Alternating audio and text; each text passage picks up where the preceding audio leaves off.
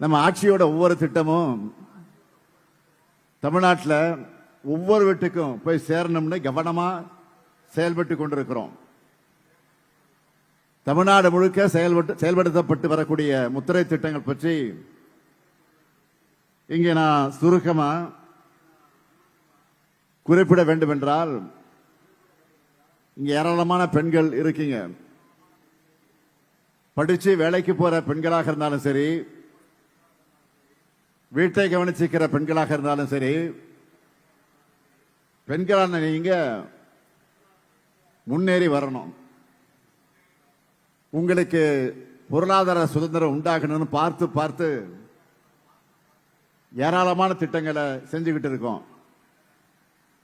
அப்படி நாம கொண்டு வந்த விடியல் பயணம் திட்டத்தின் மூலமா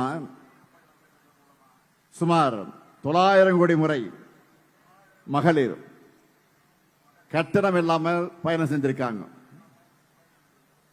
அதே போல ஒவ்வொரு மாசமும்